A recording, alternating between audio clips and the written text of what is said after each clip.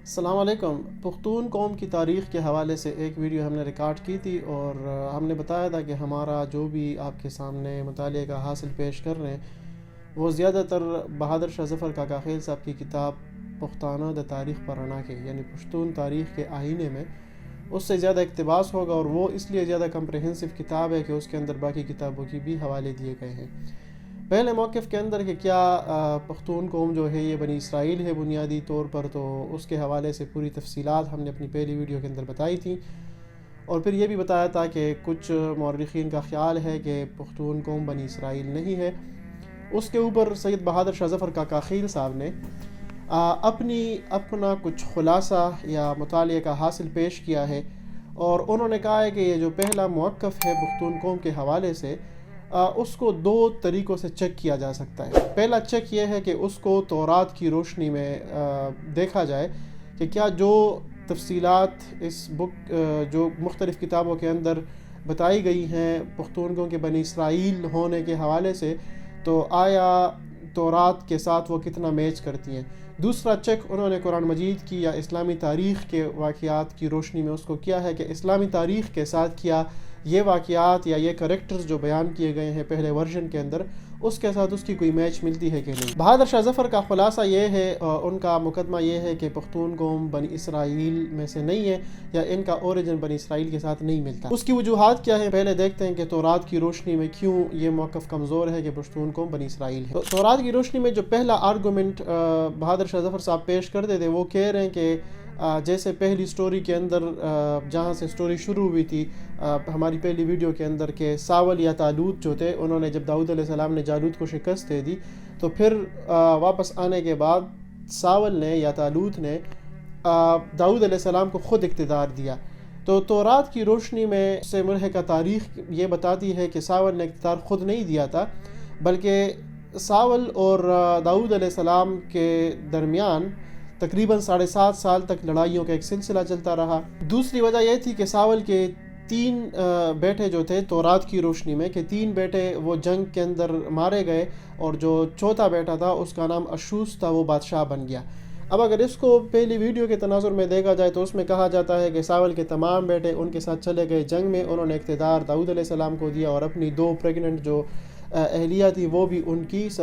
نگرانی کے اندر دے دی۔ لیکن تورات یہ بتاتی ہے کہ نہیں، ساول کے 4 بیٹے جو تھے وہ جنگ میں مارے گئے تھے اور چوتھا بیٹا اشوس جو ہے وہ بادشاہ بن گیا تھا۔ تو یہ پہلا وہ کنفلکٹنگ پوائنٹ ہے کہ اس کے ساتھ ایگری نہیں کر رہا جو تاریخ اس قوم کے حوالے سے بتائی گئی ہے۔ دوسرا بات کہ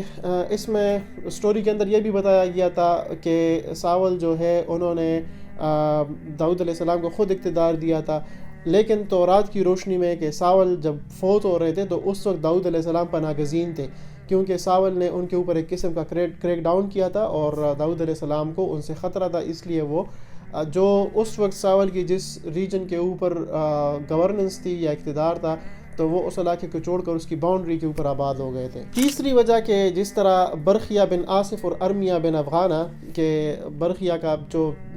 ساول تھا طالوت اس کی 2 بیویوں سے 2 بیٹے ہو گئے، اس کا نام برخیا تھا، دوسرے کا نام ارمیہ تھا، برخیا کے بیٹا آصف تھا، ارمیہ کا بیٹا افغانہ تھا۔ تو تورات کی روشنی میں برخیہ نام کا کوئی فرد نہیں ہے۔ تورات کی روشنی میں جو تاریخ بیان کی گئی ہے کہ برخیہ نہیں برکیہ ہے، اور دوسرا ہے کہ برکیہ بنیامین کی نہیں بلکہ یہ ایک لاوی قبیلہ تھا، اور یہ اس لاوی قبیلے کا فرد تھا، اور یہ پکی عمر کا تھا، یہ جوان نہیں تھا، جیسے کہ سٹوری میں کہا گیا تھا کہ یہ برخیہ جو ہے یہ پیدا ہوا تھا ساول کی وفات کے بعد۔ تو اس طرح کا سین نہیں بیان کیا جاتا، بلکہ تورات میں کہا جاتا ہے کہ وہ پکی عمر کا ایک بندہ تھا اور کافی ایجڈ تھا۔ دوسرا جو فیکٹر ہے کہ افغانہ کے نام سے آصف کا بیٹا، ارمیہ کا بیٹا افغانہ، تو افغانہ کے نام سے کوئی کریکٹر تورات کی یا تورات سے ملحقہ تاریخ کے اندر اس طرح کا کوئی کریکٹر موجود نہیں ہے، لہٰذا یہ بھی ایک پوائنٹ ہے کہ یہ اس سٹوری کو کمزور بنا دیتا ہے۔ اچھا، اب پشتو زبان کے حوالے سے جو پہلی سٹوری کے اندر بتایا گیا کہ یہ جو افغانہ تھا اس نے داؤد علیہ السلام کے بعد جو سلیمان علیہ السلام تھے، داؤد علیہ السلام کے بیٹے تھے وہ، تو ان کے ساتھ ایک سیکرٹ زبان کے طور پر انہوں نے ایجاد کی تھی اور پھر انہوں نے ان کے ساتھ کمیونیکیشن کرتے رہے۔ لیکن پشتو زبان کے حوالے سے جو تفصیلات ہیں تو بہادر شاہ ظفر کاکا خیل صاحب کہتے ہیں کہ یہ مغل دور کے اندر اس طرح کی کہانیاں گڑھی گئی تھیں اور اس کی کوئی اس کی کوئی تورات کی تاریخ کے ساتھ کوئی ہم آہنگی نہیں ہے، بلکہ یہ سارے پوائنٹس اس کے ساتھ کنفلکٹ میں جاتے ہیں۔ ایک اور وجہ کہ جو اس سٹوری کو کمزور بناتا ہے کہ جیسے پہلی سٹوری کے اندر بتایا گیا تھا کہ سلیمان علیہ السلام کے 2-4 سال بعد بخت نصر کا حملہ ہوا، اور اس سے یہ تاثر مل رہا ہے کہ سلیمان علیہ السلام کی وفات کے فوراً بعد یہ حملہ ہوا۔ سلیمان علیہ السلام کی وفات کے فوراً بعد کوئی حملہ نہیں ہوا تھا، بلکہ بخت نصر کا جو حملہ تھا وہ سلیمان علیہ السلام کے دور سے تقریباً 400 سال بعد کا حملہ تھا۔ تو اس لیے یہ جو کانسیپٹ دیا گیا کہ افغانہ کی جو اولاد تھی یروشلم کے اوپر حملہ کرنے کے بعد یہ نکل گئی، کوئی حجاز کی طرف چلے گئے اور کوئی کوہستان جو موجودہ پہاڑیاں ہے افغانستان یا ان علاقوں میں، تو اس لیے یہ آرگومنٹ کمزور ہو جاتا ہے، کیونکہ ایز سچ کوئی واقعہ سلیمان علیہ السلام کے فوراً بعد نہیں ہوا۔ دوسری تورات کی روشنی میں اور اس سے ملحقہ تاریخ کی روشنی میں افغانہ کی تفصیلات بخت نصر کے حملے تک کوئی ہسٹری کے اندر موجود نہیں ہے، لہذا جب یہ کریکٹر نہیں ہے تو اس کریکٹر سے موجود واقعات بھی شکوک و شبہات کے اندر پڑ جاتے ہیں، لہٰذا یہ آٹومیٹکلی اس کریکٹر کی غیر موجودگی تاریخ کے اندر بخت نصر کے حملے سے پہلے اس کی عدم موجودگی اس کیس کو کمزور بنا دیتی ہے۔ تورات کے مطابق سلیمان علیہ السلام کے بعد، جیسے میں نے پہلے کہا کہ بخت نصر کا حملہ نہیں ہوا تھا، بلکہ سلیمان علیہ السلام کے بعد ان کے بیٹے رہجام نام تھا، جب ان کا اقتدار آیا تو اس کے بعد بنی اسرائیل کے جو 10 قبائل تھے انہوں نے بغاوت کا اعلان کیا، اور صرف ایک قبیلہ تھا جن کا نام یہودا تھا، تو وہ یہودا قبیلہ جو تھا انہوں نے رہجام جو ہے ان کو سپورٹ کیا، سلیمان علیہ السلام کے بیٹے کو، اور انہوں نے اپنا جو کیپٹل تھا دارالخلافہ وہ یروشلم بنایا۔ اب دوسرے پہلو کا جائزہ لیتے ہیں اسلامی تاریخ کی روشنی میں کہ آیا یہ جو پہلی سٹوری ہے کہ پشتون بنی اسرائیل ہے، یہ کیسے اسلام کے ساتھ ہم آہنگ نہیں ہے، بلکہ اس کی کوئی سپورٹیو آرگومنٹ جو ہے وہ ہمیں اسلامی تاریخ سے نہیں ملتی۔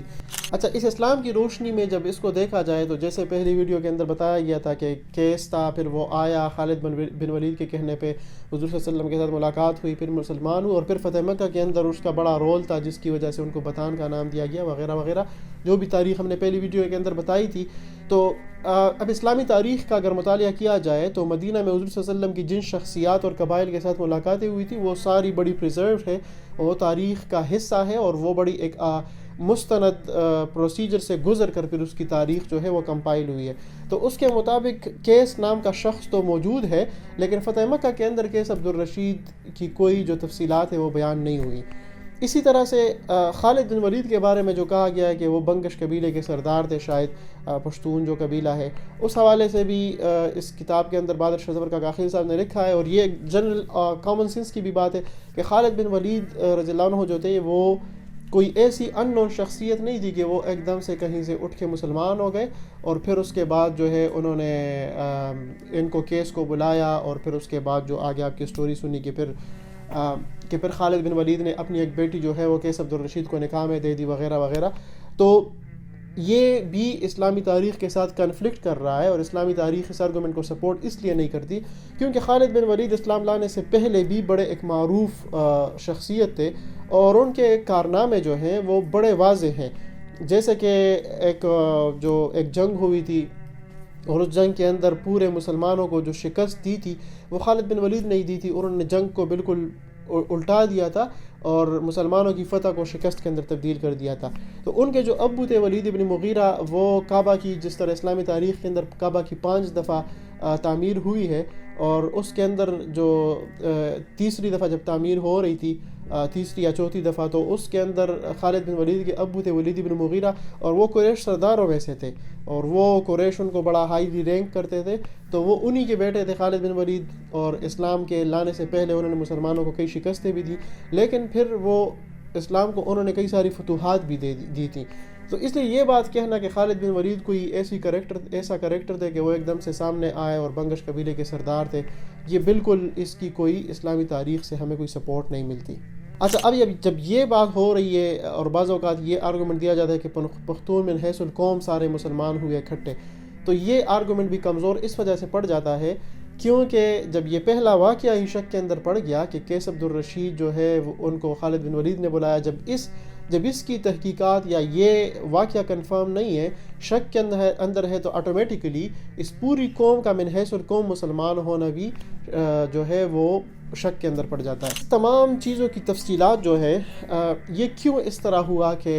یہ ساری کہانیاں آپس میں گڑمڑ ہو گئی اور ان کی اس کا سند جو ہے یا اس کی آتھینٹسٹی وہ شک کے اندر پڑ گئی، اس کی وجہ کیا ہے؟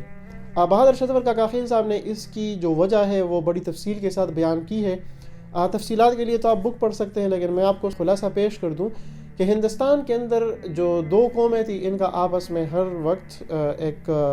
کیفیت ہوتی تھی مقابلے کی، کیونکہ ہندوستان کے اوپر یہ حکومت کرتے تھے۔ محمود غزنوی اور اننت پال کے درمیان جو 11ویں صدی میں جنگ ہوئی، تو اس وقت اننت پال کے ساتھ غیر مسلم پختون بھی شامل تھے جنگ کے اندر، جو تاریخ بتاتی ہے، اور محمود غزنوی کے ساتھ جو ہے وہ پختون مسلمان اس جنگ کے اندر شامل تھے۔ تو محمود غزنوی اور اننت پال کی جنگوں کا 11ویں صدی کے اندر ذکر جو ملتا ہے، تو اس کا مطلب کہ 11ویں صدی تک پختون تھے، اس میں غیر مسلم بھی موجود تھے اور مسلمان بھی موجود تھے۔ کیونکہ اگر 11ویں صدی وہ زمانہ ہے جو کہ حضور صلی اللہ علیہ وسلم کے دور کے تقریباً 500-600 سال بعد کا زمانہ ہے، تو اگر یہ حضور صلی اللہ علیہ وسلم کے دور میں من حیث القوم مسلمان ہوئے، تو پھر اننت پال کی فوج میں غیر مسلموں کی موجودگی کا ذکر کیوں ہے؟ تو اس لیے یہ آرگومنٹ اس کے ساتھ تھوڑا سا کنفلکٹ کے اندر آ جاتا ہے۔ ان تمام واقعات کا وجود کیسے آیا اور یہ واقعات کیسے اتنے اسپریڈ ہوئے، اور کون سی وہ کتاب ہے کہ تمام مورخین نے اپنی کتابیں لکھتے وقت زیادہ تر مواد جو ہے وہ اس کتاب سے لکھا ہے۔ تو اس کتاب کے حوالے سے تفصیلات بتاتے وقت بہادر شاہ ظفر کاکاخیل نے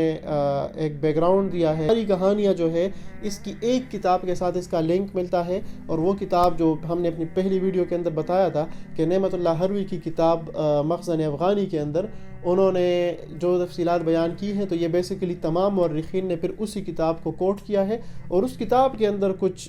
بیسک بنیادی کمزوریاں ہیں، اور وہ کمزوریاں کیا ہے؟ وہ کمزوریاں کچھ مسلمانوں کے، پختونوں کے اور جو مغل تھے ان کے درمیان جو جنگ کی کیفیت ہوتی تھی یا ایک مقابلے کا ماحول ہوتا تھا ہندوستان کے اوپر حکومت کرنے کا، تو اسی نے اس تاریخ کو بھی متاثر کیا ہے کہ جو نعمت اللہ ہروی نے اپنی کتاب کے اندر لکھی تھی۔ پختون قوم جو ہے یہ مغلوں سے پہلے متمدن ہوئے تھے، مطلب تمدن کے اندر اور جو ایڈوانسمنٹ ہے اس میں یہ مغلوں سے آگے تھے، لیکن پھر یہ ہوا کہ 16ویں صدی سے پہلے جو ہندوستان پر پختونوں کی حکومت تھی، لیکن بابر کا حملہ ہوا، ظہیر الدین بابر کا، اور اس کے بعد مغلوں کی حکومت قائم ہوئی اور پختون جو ہے وہ اسکیٹر ہو گئے۔ ظہیر الدین بابر کے حملے کے بعد پختون بالکل ڈیمینش تو نہیں ہوئے، لیکن وہ اسکیٹر ہوئے، لیکن بعد میں وہ دوبارہ متحد ہوئے، اور شیر شاہ سوری کی قیادت میں انہوں نے پھر ہندوستان کے اوپر حملہ کر کے تو اس کو دوبارہ فتح کر لیا اور اپنا اقتدار سنبھال لیا۔ شیر شاہ سوری چونکہ خود بڑے ایک اسٹریٹجک حوالے سے بڑے ایک اچھے سیاستدان اور اچھے جنگجو آپ ان کو کہہ سکتے ہیں، وہ چونکہ تھے اور انہوں نے تقریباً مغلوں کو دبا دیا تھا اور اقتدار سنبھال لیا تھا، لیکن پھر ایسا بدقسمتی یہ ہوئی کہ شیر شاہ سوری جلدی وفات پا گئے، اور وہ جو قابلیت تھی سیاسی اور جنگی حوالے سے اور جو مہارت تھی وہ ان کے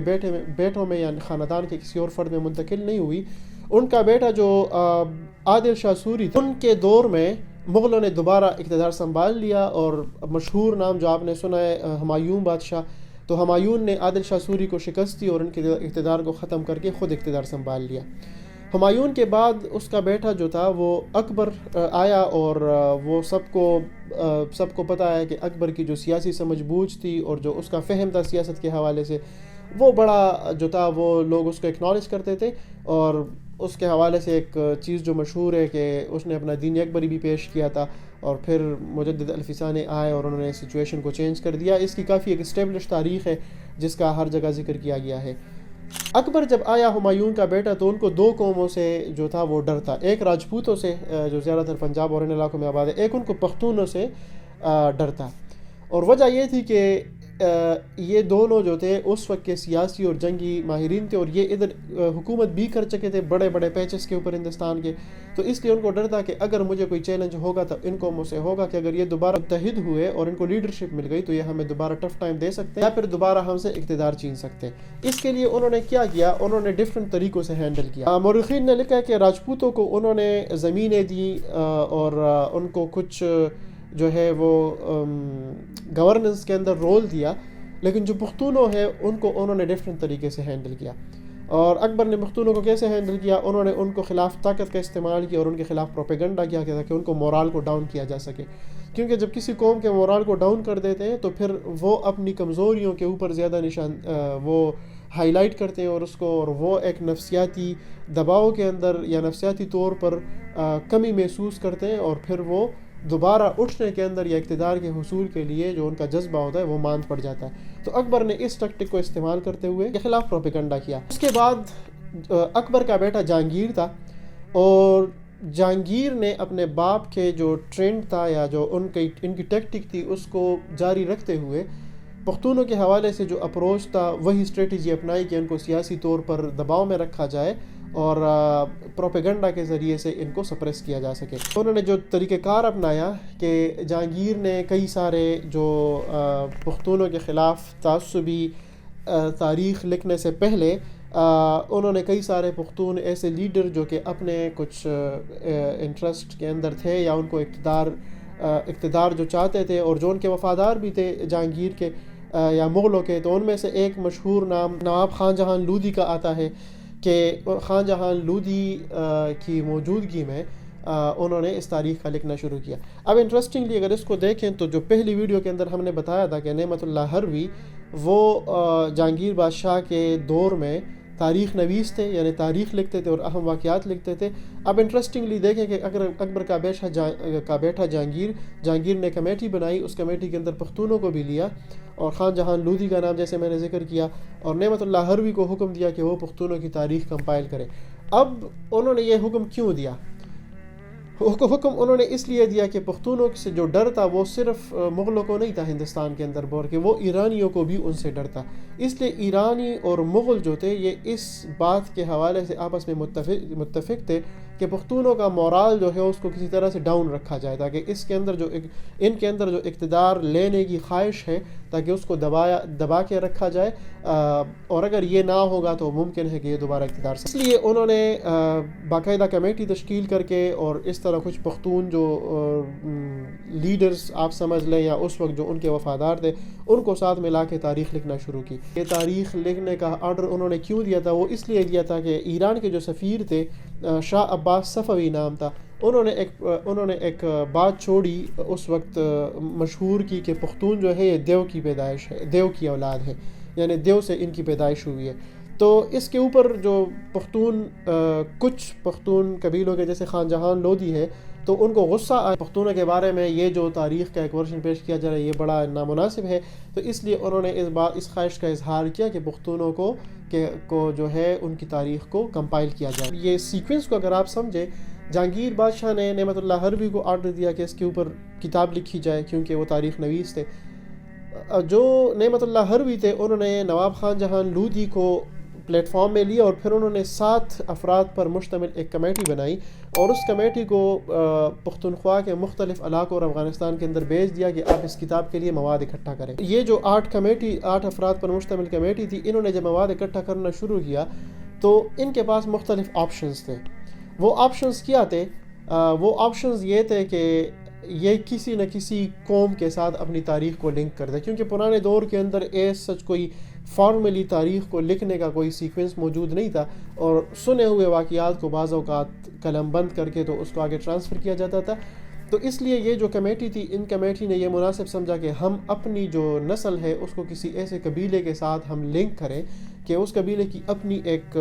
بڑی مشہور تاریخ ہو اور اسٹیبلشڈ ہو۔ تو اس پختون قوم کے حوالے سے چونکہ اسرائیلی بھی بہت سخت قوم پرست ہے، تو پشتونوں نے اس مواد کے حوالے سے بنی اسرائیل کے ساتھ اپنے تاریخ کو منسوب کرنا اس لیے مناسب سمجھا کیونکہ وہ اہل کتاب تھے۔ باقیوں کے ساتھ کیوں نہیں کیا؟ کیونکہ باقی ہندوستان کے اندر اس وقت بت پرستی تھی۔ پختون جو بھی تھے اس وقت ان کا جو بھی ایک شیپ تھی، لیکن وہ بت پرست نہیں تھے، بت پرستی سے وہ متنفر تھے۔ تمام جو اب موجودہ اسلام کی جو چیزیں اس وقت کے اندر بھی چونکہ یہ لوگ ان فتنوں سے اور ان شرکی جو چیزیں تھیں ان سے دور رہتے تھے، ان کے مزاج کے اندر یہ چیزیں نہیں تھی، تو انہوں نے یہ مناسب سمجھا کہ اپنے تاریخ کو کسی بت پرست کے ساتھ، بدھزم کے ساتھ یا کسی اور مذہب کے ساتھ لنک کرنے کی بجائے ہم اس کو اہلی کتاب کے ساتھ لنک کر دیتے ہیں۔ پھر اس کے اندر ایک اور جو لنک آپ کو ملتا ہے کہ جیسے عرب بھی کافی قوم پرست ہیں، اور پختونوں کے اندر بھی جو قوم پرستی کا عنصر ہے وہ کافی غالب ہے، اور اس کے فوائد بھی ہیں کئی سارے، جیسے ہر پہلو کے فوائد بھی ہوتے ہیں، نقصانات بھی ہوتے ہیں. تو اس لیے انہوں نے جو خالد بن ولید کا ذکر کیا ہے تو وہ بھی ایک پراؤڈ کے طور پر ذکر کیا ہے کہ ہمارے ہاں ایسے لوگ ہماری تاریخ کے اندر موجود ہیں.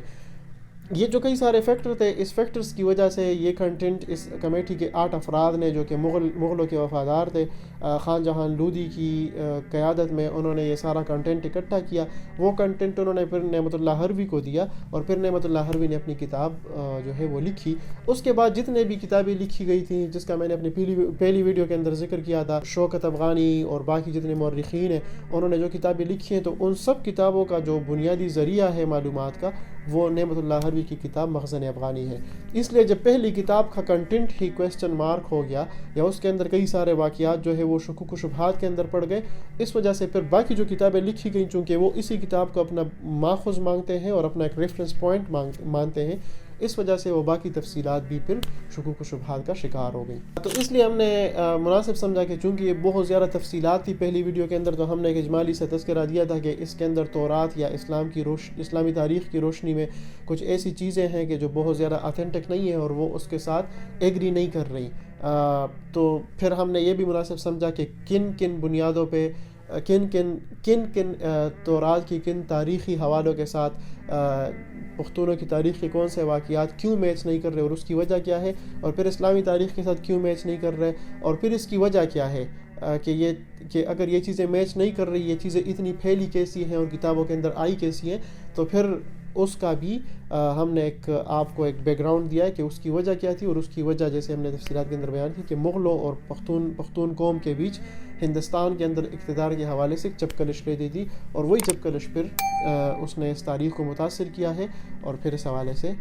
جو بھی تفصیلات آئی وہ ہم نے آپ کے سامنے پیش کی. آگے پختون قوم کی تاریخ کے حوالے سے دوسرا موقف کیا ہے، تو وہ ہم اپنی اگلی ویڈیو کے اندر بیان کریں گے. ہم کوشش کریں گے کہ ان تمام موقف آپ کے سامنے رکھیں، اور پھر بہادر شتور کا کاخیل صاحب کا اس کے حوالے سے جو خلاصہ ہے وہ بھی ہم آپ کے سامنے پیش کریں گے. کیونکہ پختون قوم کی حوالے سے جو تحقیق کے اوپر مبنی تاریخ لکھی گئی ہے تو وہ یہی تاریخ ہے، اور اس کتاب کو کافی اپریشیٹ کیا گیا تھا، اور اس کے اوپر کئی سارے انعامات اور اعزازات بھی ان کو دیے گئے تھے. کیونکہ اس کتاب نے صرف باقی کتابیوں کو صرف کوٹ نہیں کیا، یا نعمت اللہ حروی کی کتاب کو اٹھا کے اس کے واقعات کو بیان نہیں کیا، بلکہ اس کے اوپر انہوں نے خود اپنی تحقیق کر کے جا کے تورات کی تاریخ دیکھی ہے، اسلامی تاریخ دیکھی، اور پھر اس کی روشنی میں سمجھنے کی کوشش کی ہے کہ کیا جو تاریخ بیان کی گئی ہے اس تاریخ کا سند یا اس کی آتھینٹسٹی کس لیول کی.